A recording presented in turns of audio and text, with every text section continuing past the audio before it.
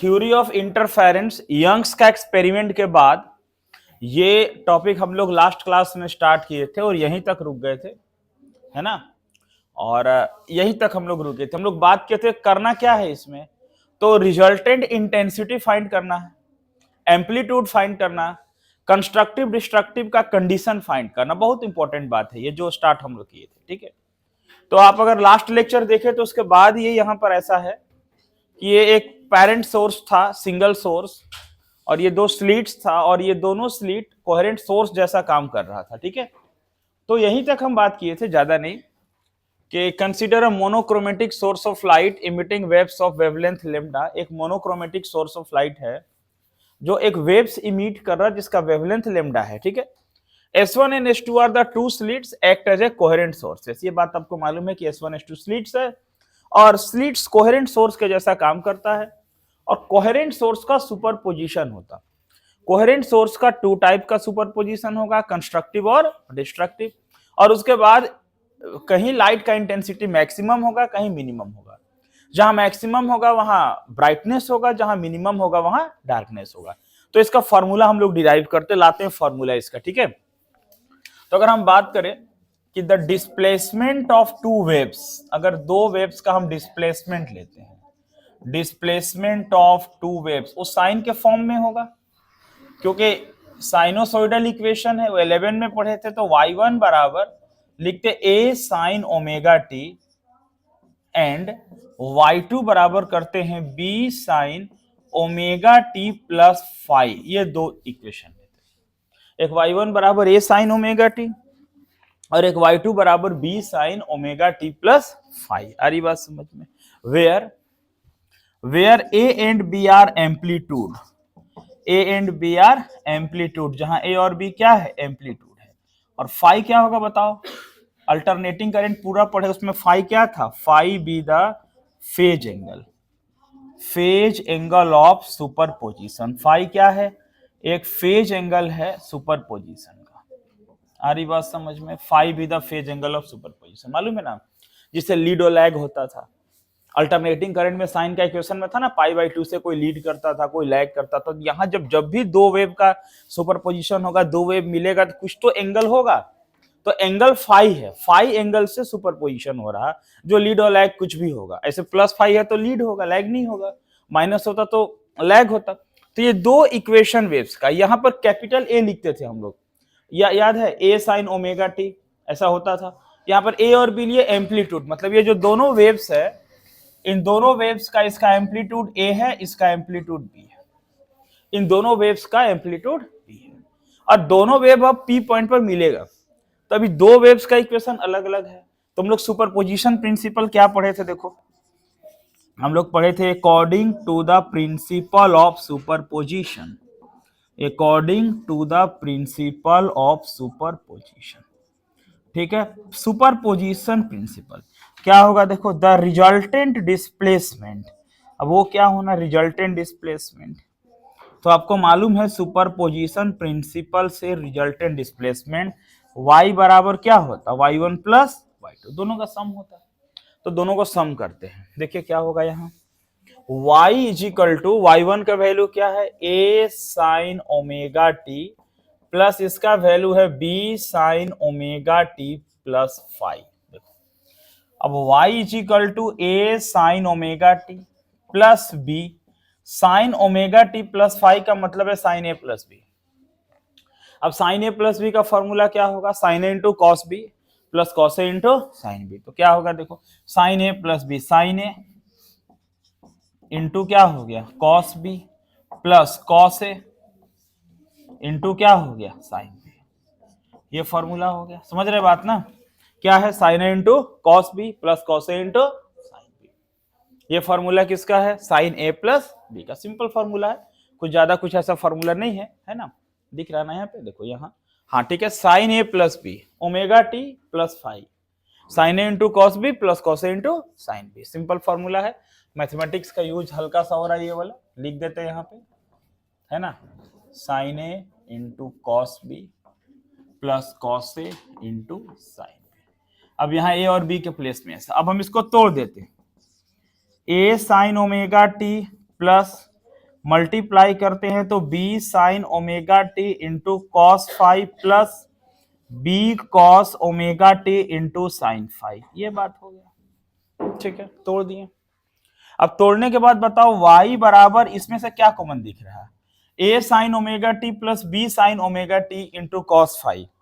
अगर यहां से हम साइन ओमेगा टी ले ले पहला वाला दोनों लाइन से तो क्या मिलेगा, देखो तो a sine omega T plus B sine omega T into cos phi. अगर हम साइन ओमेगा टी यहां से बाहर ले ले तो क्या मिल जाएगा, a मिलेगा और प्लस क्या होगा b cos phi, a plus B cos phi होगा कि नहीं होगा, देख लो होगा ना। प्लस क्या होगा बताना, प्लस यहां पर B cos omega T sine phi, इसको ऐसे लिख सकते हैं B sine phi into cos omega T, आगे पीछे लिख सकते कोई दिक्कत नहीं।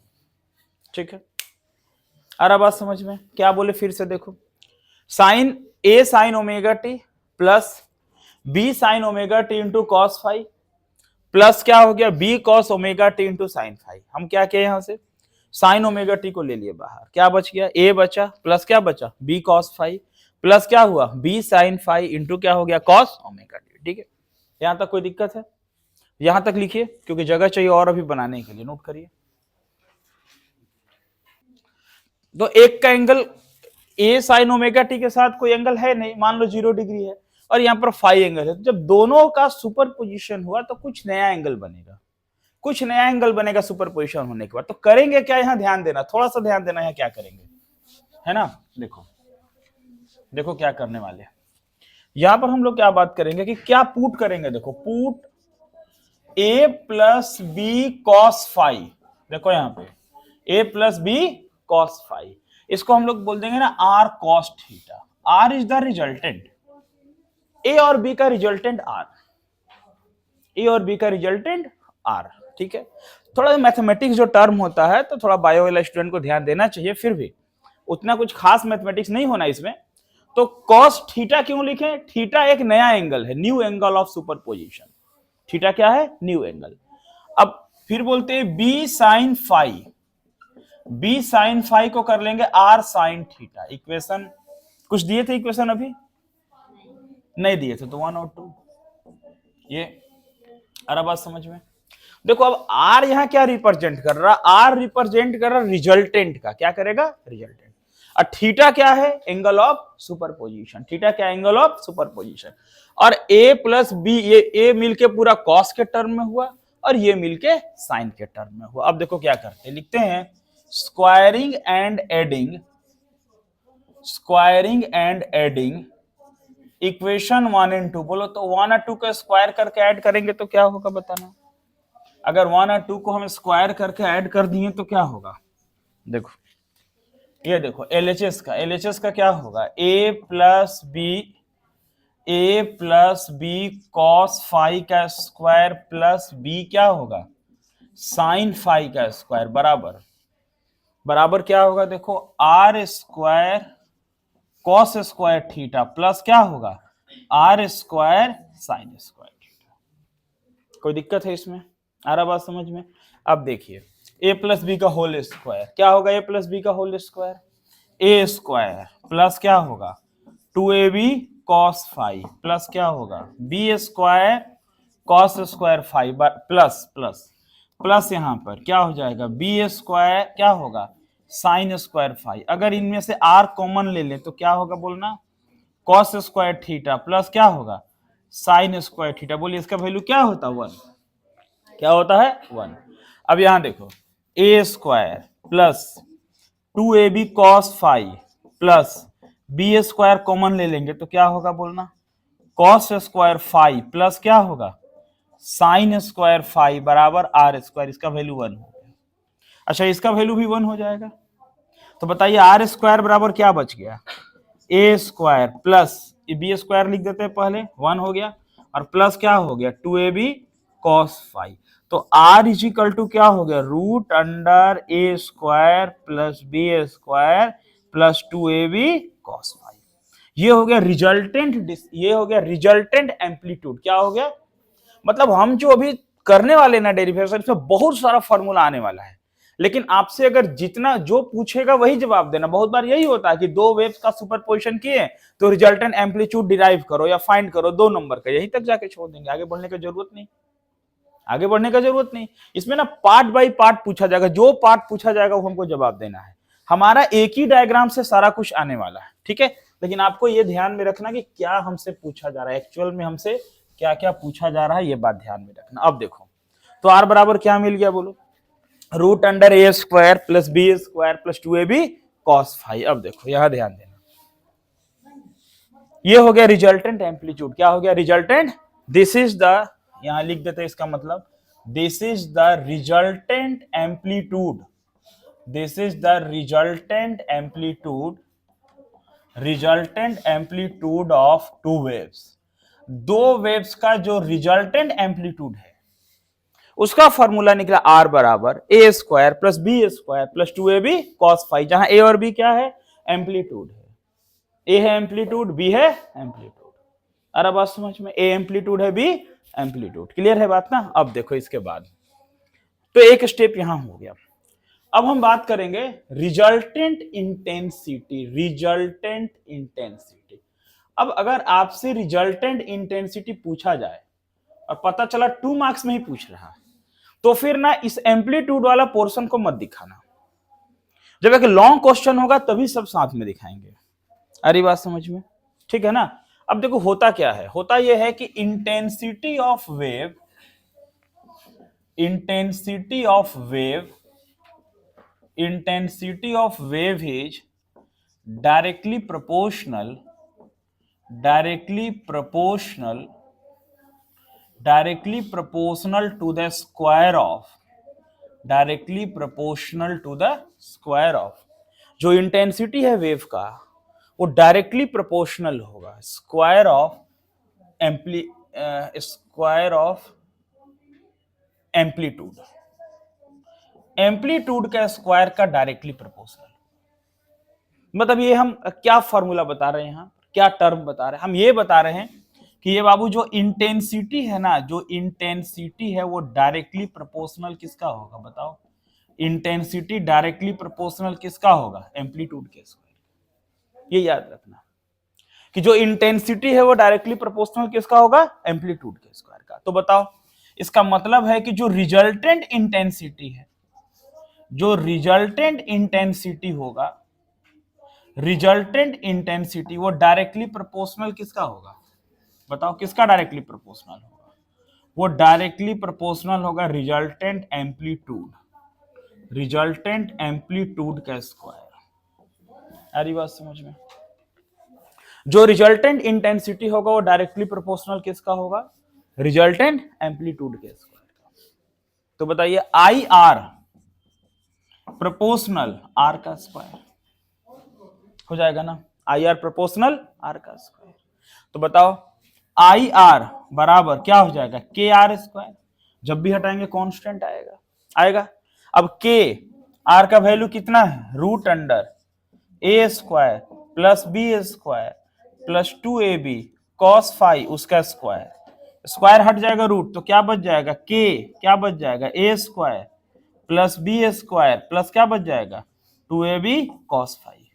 ये आई आर बराबर, समझ में आ रहा है बात, क्लियर हुआ। क्या लिखे हम क्या लिखे फिर से समझो, हम क्या बोले, इंटेंसिटी ऑफ वेव जो है वो क्या होगा, डायरेक्टली प्रोपोर्शनल किसका होगा, square of amplitude. Intensity directly proportional किसका हुआ, एम्पलीट्यूड के स्क्वायर का। तो रिजल्टेंट इंटेंसिटी किसका डायरेक्टली प्रोपोर्शनल होगा, रिजल्टेंट एम्पलीट्यूड के स्क्वायर का। रिजल्टेंट इंटेंसिटी को आई से लिखेंगे तो रिजल्टेंट के लिए आर वर्ड यूज किया, तो I R proportional R square, हटाएंगे तो कांस्टेंट के आर स्क्वायर। आर का वैल्यू क्या था, तो ये वाला वैल्यू था आर का, तो ये आर का वैल्यू रख दिया वहां पे, रूट हट गया। अब इसको मल्टीप्लाई करें तो क्या हो जाएगा बोलना, आई आर बराबर के A square plus K B square plus 2ab के कॉस फाई। कोई दिक्कत है यहाँ, अरे के से मल्टीप्लाई कर दिए, कोई प्रॉब्लम नहीं। अब देखो क्या करते हैं, अभी आपको बताएं हम कि इंटेंसिटी जो है वो डायरेक्टली प्रोपोर्शनल होता है एम्पलीट्यूड के स्क्वायर का। इंटेंसिटी किसका प्रोपोर्शनल होता है, एम्पलीट्यूड का। कोई इसको इक्वेशन करके छोड़ देते हैं, इसको इक्वेशन थर्ड कर लो मान लो, तो इसका मतलब है कि इंटेंसिटी, इसमें कौन कौन एम्पलीट्यूड था? हमारा दो इक्वेशन क्या था? y1 बराबर क्या था? y1 बराबर a साइन ओमेगा टी, और y2 बराबर क्या था? b sine omega T plus five. तो दोनों में क्या एम्पलीट्यूड था? क्या क्या एम्पलीट्यूड था? एक का a और एक का b।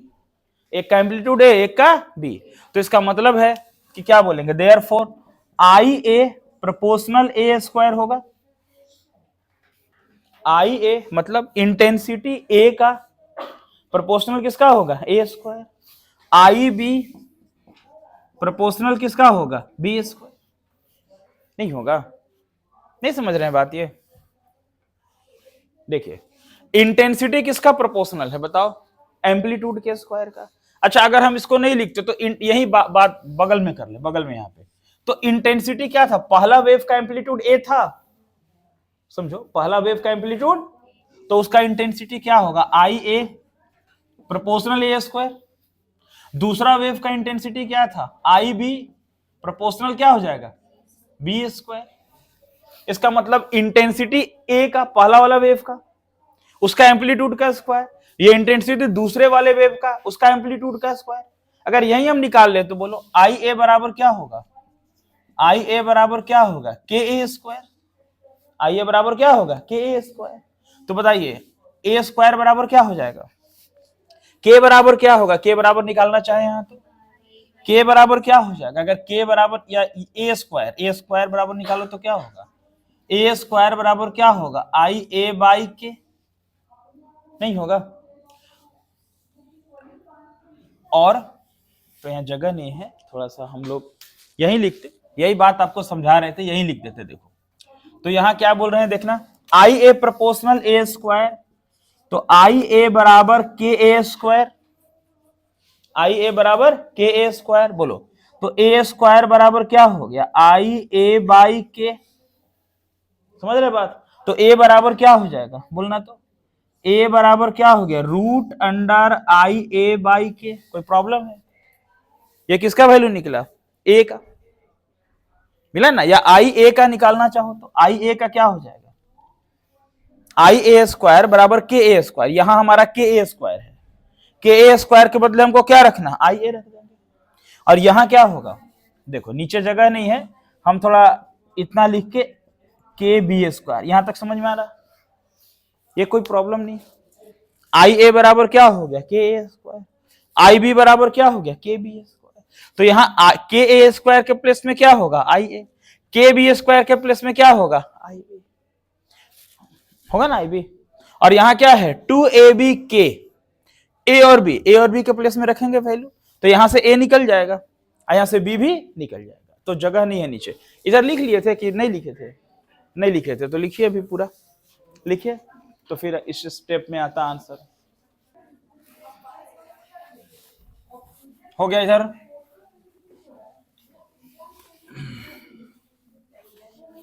हाँ देखो अब यहां पर तो I A square, I A equal to, इसको फिर से लिखते, देखो ये जो लाइन लिखे ना लास्ट में, इसको फिर से यहां लिखते, आपको थोड़ा स्पष्ट क्लियर समझ में आए। आई ए प्रोपोर्शनल ए स्क्वायर, हम बोले I B proportional B square, तो I A equal to K A square, I B equal to K B square.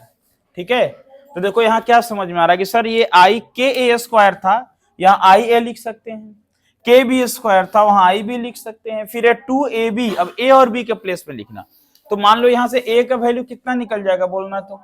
A square बराबर क्या होगा? आई ए बाई के। तो ए बराबर क्या होगा? Root under I A by K. फिर बोलना बी स्क्वायर बराबर क्या होगा? आई बी बाई के। तो बी बराबर रूट अंडर क्या होगा? आई बी बाई के। अब देखो क्या लिखते हैं, फ्रॉम इक्वेशन 2, ध्यान देना, यानी फाइनल आंसर ला रहे हैं हम लोग। रिजल्टेंट इंटेंसिटी का आई आर बराबर, फिर से लिखते हैं, देखो क्या है, K A square plus K B square plus two A B K cos five, ये हमारा फॉर्मूला था। अब रखते हैं वैल्यू, बोलना आई आर बराबर के ए स्क्वायर का आई ए, के बी स्क्वायर का I B plus two A के बदले root under I A by K plus into B के बदले root under I B by K cos. अब फिर एक ठो साथ में के है, के से मल्टीप्लाई किए थे, और cos फाई। देखो फाइनल आंसर क्या मिला रिजल्टेंट इंटेंसिटी का, आई A plus I B plus 2। अब बताओ रूट अंडर के होगा 2, अगर दोनों को एक साथ कर ले तो root under I A into I B, के मिलके के स्क्वायर, उसका के बाहर निकल जाएगा और फिर यहाँ के कॉस फाई है, के और के क्या हो गया कैंसिल। तो जो रिजल्टेंट इंटेंसिटी है उसका फॉर्मूला क्या निकल गया बोलना, आई A plus I B plus 2 root under क्या होगा I A into I B into cos phi. ये हो गया। आ रहा बात समझ में, कोई दिक्कत है इसमें? तो इस तरह से ये हमारा रिजल्टेंट इंटेंसिटी मिला। क्या मिला? तो आई आर बराबर क्या मिल गया बोलो, आई A plus I B plus 2 root under I A into I B cos phi. Clear है बात? तो रिजल्टेंट इंटेंसिटी का ये फॉर्मूला मिला फाइनल। हमसे रिजल्टेंट इंटेंसिटी पूछा जाएगा तो उसका फाइनल फॉर्मूला ये मिला कि आर आई आर बराबर root under I A I B 2ab I A into I B cos phi. अब ध्यान देना आगे हो गया, इधर लिख लिया ना पूरा, ये हो गया लिखा हुआ सबका, ये साइड वाला। हाँ देखो अब यहां ध्यान दो, अब क्या बोल रहे हैं देखो, हम बोलेंगे कंडीशन फॉर कंस्ट्रक्टिव इंटरफेरेंस। ध्यान दीजिए फिर लिखिएगा, कंडीशन फॉर कंस्ट्रक्टिव इंटरफेरेंस। देखो कंस्ट्रक्टिव इंटरफेरेंस का क्या कंडीशन, क्या है कंस्ट्रक्टिव इंटरफेरेंस? देखिए तो हम बात कर रहे हैं ना कंस्ट्रक्टिव इंटरफेरेंस कब होगा, हमारे पास एम्पलीट्यूड का फॉर्मूला मिल गया, इंटेंसिटी का फॉर्मूला मिल गया। अब देखो क्या लिखते हैं समझना, बोलते हैं कि constructive interference takes place, constructive interference takes place, ये कब होगा, takes place only when resultant intensity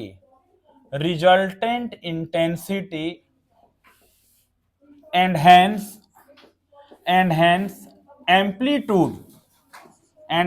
amplitude will be maximum। देखो समझो बात को यहां, यानी कि कंस्ट्रक्टिव तभी होगा, आपको मालूम है कंस्ट्रक्टिव में क्या होता है, ब्राइटनेस होता, यानी कंस्ट्रक्टिव में क्या होता है, लाइट का इंटेंसिटी बढ़ जाता वहां पे। तो कंस्ट्रक्टिव कब होगा, कंस्ट्रक्टिव ये होगा जब रिजल्टेंट इंटेंसिटी और एम्पलीट्यूड मैक्सिमम। बहुत बार का क्वेश्चन बता रहे ऐसे, what is interference of light, find the condition of constructive and destructive interference. फिर आपको इंटरफेरेंस का डिफिनेशन लिखना है और ये कंस्ट्रक्टिव और डिस्ट्रक्टिव का जो भी कंडीशन बता रहे बता देना, हो जाएगा क्लियर, समझ में आ रहा बात? तो क्या बोले कंडीशन फॉर कंस्ट्रक्टिव, कंस्ट्रक्टिव कब होगा, कंस्ट्रक्टिव तभी होगा जब रिजल्टेंट इंटेंसिटी यानी आई आर ये और एम्पलीट्यूड तो आर बराबर है वो मैक्सिमम होगा। मैक्सिमम कब होगा बताओ, कब मैक्सिमम कोई बताओ तो। हम क्या बोल रहे हैं, I R will be maximum, कब होगा maximum, I R will be maximum कब होगा, इफ कॉस फाई का वैल्यू +1 होगा, कॉस का वैल्यू +1 मैक्सिमम होता है, जब कॉस का वैल्यू क्या होगा +1 होगा तब मैक्सिमम होगा। थोड़ा ध्यान देना यहां कुछ मैथमेटिक्स आ रहा है। तो रिजल्टेंट इंटेंसिटी मैक्सिमम तब होगा जब कॉस फाई का वैल्यू +1 होगा, कॉस फाई का वैल्यू तब 1 होगा डेट इज जब फाई का वैल्यू क्या होगा 0, 2 पाई, 4 पाई, 6 पाई डॉट डॉट डॉट, मतलब cos 0 डिग्री 1, cos 2 पाई 1, cos 4 पाई 1, cos 6 पाई 1, इस तरह से। यानी cos का वैल्यू 1 कब होगा, तो इस इंटरवल में जितना वैल्यू लेंगे ना cos का वैल्यू 1 आएगा। cos 0 डिग्री 1 होता, 2 पाई 1 होता, 4 पाई 1 होता, 6 पाई, 8 पाई, इस तरह से जितना इवन नंबर का मल्टीपल जाएगा उस सारे इवन नंबर के मल्टीपल में cos का वैल्यू 1 होगा, और जब cos का वैल्यू 1 होगा तो इंटेंसिटी मैक्सिमम होगा, एम्पलीट्यूड मैक्सिमम होगा। तो इसको हम ऐसे बोलेंगे, देखो ऐसे बोलेंगे n into 2 pi where n is equal to 0, 1, 2, 3 dot dot dot, मतलब 2 पाई का इंटीजरल मल्टीपल है, 2 पाई का क्या है इंटीजरल मल्टीपल, यानी कंस्ट्रक्टिव इंटरफेरेंस वहां होगा जहां पर 2 पाई का इंटीजरल मल्टीपल होगा। 2 पाई का मल्टीपल करेंगे, देखो 2 पाई में n का वैल्यू 0 रखेंगे 0 आ गया, 1 रखेंगे तो क्या होगा 2 पाई इंटू 1 2 पाई, 2 रखेंगे 4 पाई, 3 रखेंगे 6 पाई, 4 रखेंगे 8 पाई, इस तरह से ही जाएगा, तब मैक्सिमम होगा। अब बोलो आई आर क्या हमारा, आई आर हमारा आई A plus I B plus क्या है 2 root under I A into I B क्या है cos फाइव, है ना। अब यहां पर क्या करते हैं बताना, आई मैक्स लिखते हैं, max I max maximum intensity. अब ये इंटेंसिटी मैक्सिमम हो गया मतलब cos फाइव 1 हो गया, तो cos फाइव 1 हुआ तो देखो क्या होगा I A plus I B plus 2 root under I A into I B cos five 1। cos five 1 हुआ मतलब इंटेंसिटी मैक्सिमम, इंटेंसिटी मैक्सिमम हुआ मतलब कंस्ट्रक्टिव इंटरफेरेंस, यानी कंस्ट्रक्टिव इंटरफेरेंस का मतलब वहां ब्राइट बैंड बनेगा, मतलब वहां ब्राइटनेस होगा, क्या होगा वहां पर ब्राइटनेस होगा। देखो इसको ऐसे लिख देंगे root I A plus root I B का होल स्क्वायर। बोलो कर सकते हैं कि नहीं कर सकते, बताना। नहीं कर सकते हैं ये, root I A plus root I B का होल स्क्वायर। देखो रूट आई ए का स्क्वायर क्या होगा, रूट हट जाएगा I A, root I B का स्क्वायर रूट हट जाएगा I B plus 2 I A into I B. आ रहा बात समझ में। तो ये हो गया आई मैक्स, मैक्सिमम इंटेंसिटी। क्या हो गया मैक्सिमम, बोलो आर मैक्स क्या होगा, आर बराबर क्या था amplitude, R is the amplitude क्या था जी A square plus B square plus 2ab cos five. बताओ अब यहाँ cos फाइव 1 कर लेंगे तो आर मैक्स, बोलो आर मैक्स क्या हो गया A square plus B square plus क्या हो गया 2ab, यानी ये किसका फॉर्मूला हो गया ए प्लस बी का होल स्क्वायर, cos फाइव का वैल्यू बाहर स्क्वायर से निकल गया तो आर मैक्स कितना निकल गया, बोलिए ए प्लस बी, क्या निकल गया आर बराबर आर मैक्स क्या निकल गया ए प्लस बी। मतलब कंस्ट्रक्टिव इंटरफेरेंस होगा कहां, कंस्ट्रक्टिव इंटरफेरेंस वही होगा जहां इंटीजरल मल्टीपल ये cos फाइव 1 होगा, cos फाइव 1 होगा। आई मैक्स का ये फॉर्मूला, आर मैक्स का ये फॉर्मूला, बोलता रहे फॉर्मूला पर फॉर्मूला मिलते जाना है, और फिर इस पर जो क्वेश्चन बनेगा बहुत जबरदस्त क्वेश्चन बनेगा। तो फॉर्मूला आज मिलना है, बहुत सारा फॉर्मूला मिलना, अभी और मिलेगा। इधर का लिखे नहीं ना है, नोट करिए पूरा। फिर अब करेंगे डिस्ट्रक्टिव, और डिस्ट्रक्टिव इजी है, कैसे बताओ, सुन लो। डिस्ट्रक्टिव कब होगा, अंदाजा लगाओ। डिस्ट्रक्टिव इंटरफेरेंस तब होगा जब रिजल्टेंट इंटेंसिटी और एम्पलीट्यूड मिनिमम होगा। क्या होगा, यानी cos फाइव का वैल्यू -1 होगा। cos फाइव का वैल्यू क्या होगा, -1 कब होगा, पाई, 3 पाई, 5 पाई, 7 पाई ये होगा। और आई मिनिमम करेंगे जब cos फाइव -1 करेंगे तो यहाँ माइनस चलाएगा, root I A minus root I B का होल स्क्वायर, और R minimum A minus B आ जाएगा, A square plus B square minus 2ab चलाएगा, एकदम इसके जैसा है। नोट करिए, बताते हो भैया। देखिए तो इसको हम लैंग्वेज में क्या लिख सकते हैं, ऐसा कि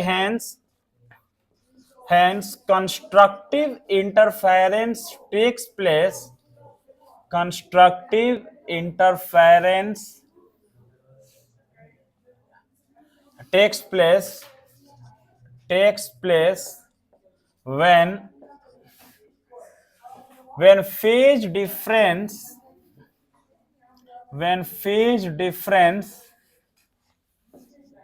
between two waves is equal to integrals multiple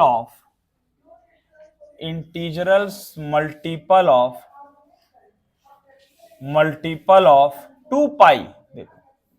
वो 2 पाई का इंटीजरल्स मल्टीपल होगा, मतलब इवन मल्टीपल होगा, तो कंस्ट्रक्टिव इंटरफेरेंस होगा।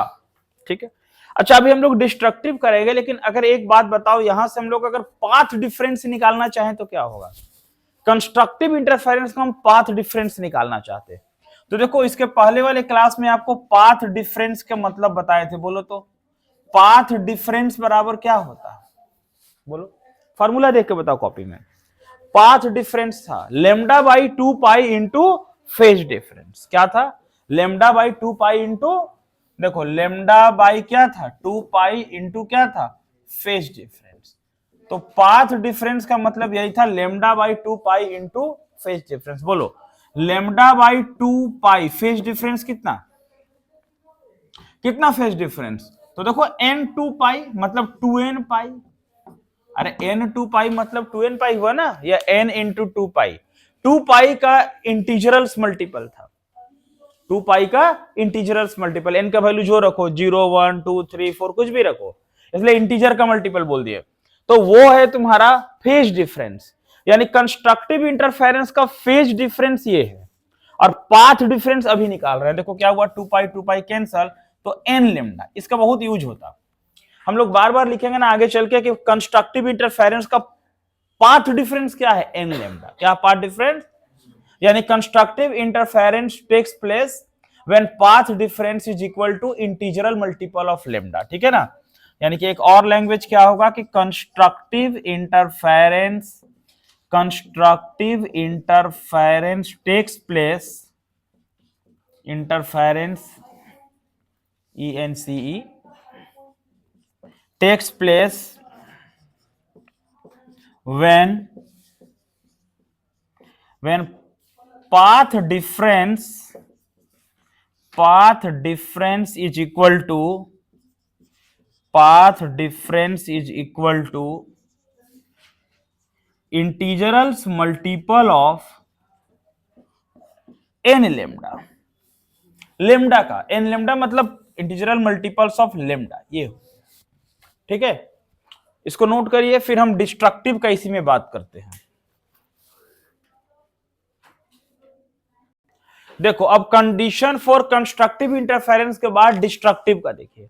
अब देखिए डिस्ट्रक्टिव में क्या चेंज करेंगे, हम यहीं पर चेंज करते हैं इसी लाइन में, आपके लिए फिर से लिखना होगा, हम लोग समझते हैं डिस्ट्रक्टिव इंटरफेरेंस में क्या होगा। देखो अब बोलते हैं कंडीशन फॉर डिस्ट्रक्टिव इंटरफेरेंस, देखिए कंडीशन फॉर डिस्ट्रक्टिव इंटरफेरेंस क्या बोले देखना, हम बोल रहे हैं डिस्ट्रक्टिव इंटरफेरेंस टेक्स प्लेस, कब होगा destructive interference, destructive interference takes place only when the resultant intensity and hence resultant amplitude will be minimum।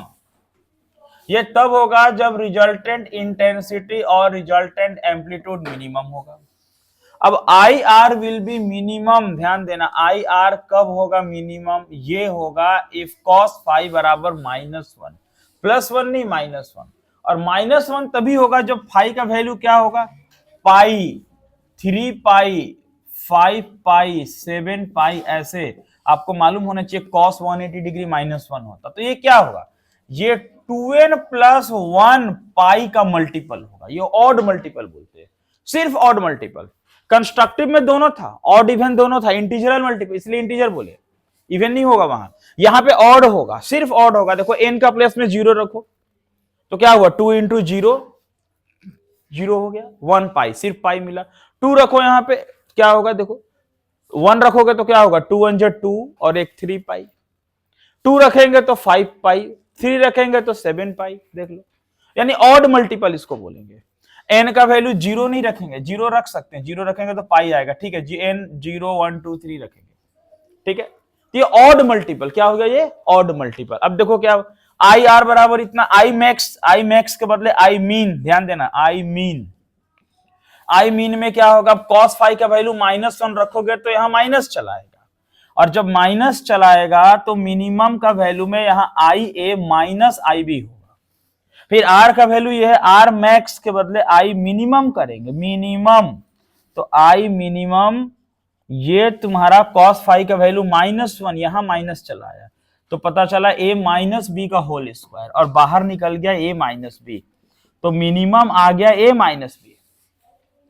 समझ रहे हैं बात ना, तो बोलेंगे hence destructive interference takes place only when phase difference between two waves is equal to odd multiple of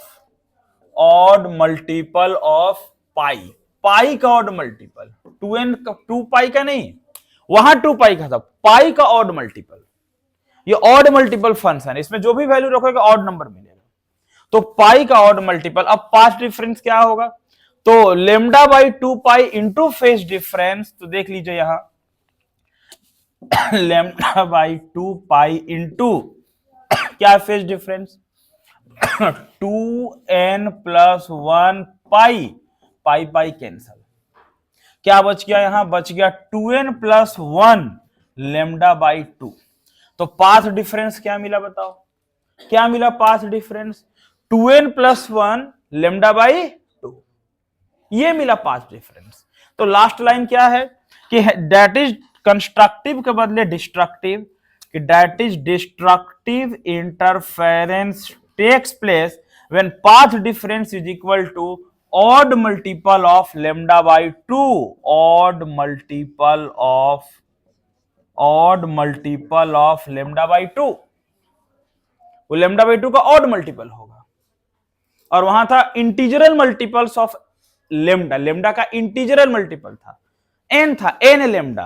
तो आप क्या समझे, कंस्ट्रक्टिव इंटरफेरेंस का पाथ डिफरेंस n लेमडा और डिस्ट्रक्टिव इंटरफेरेंस का पाथ डिफरेंस क्या हो गया, 2n + 1 लेमडा बाई 2। और ये मिनिमम हो गया, मिनिमम इंटेंसिटी और ये मिनिमम रिजल्टेंट तब होगा जब cos फाई का वैल्यू 1 होगा, -1 होगा, और -1 तभी होगा जब फाई का वैल्यू पाई, 3 पाई, 5 पाई, 7 पाई जाएगा। तो आपसे अगर कोई कंस्ट्रक्टिव और डिस्ट्रक्टिव का कंडीशन पूछता है तो पूरा कहानी बताने का जरूरत नहीं है उसको, फिर आपको IR निकाल के नहीं प्रूफ करना, आपको डायरेक्ट लिखना है कि IR इतना होता है, उसका कंस्ट्रक्टिव बता रहे हैं, उसका हम डिस्ट्रक्टिव बता रहे हैं। तो हम क्या बोले, यहां से क्वेश्चन पार्ट बाय पार्ट पूछा जाएगा। अभी और इसमें है, अभी स्पेशल केसेस है, अभी हम लोग मैक्सिमम मिनिमम इंटेंसिटी का रेशियो करेंगे, फिर स्लिट्स का जो गैप होता है उससे विड्थ का एक रेशियो आएगा, फिर हम लोग ये प्रूफ करेंगे कि interference of light laws of conservation of energy का ओबे करता है, फिर हम लोग क्वेश्चन बनाएंगे यहां से।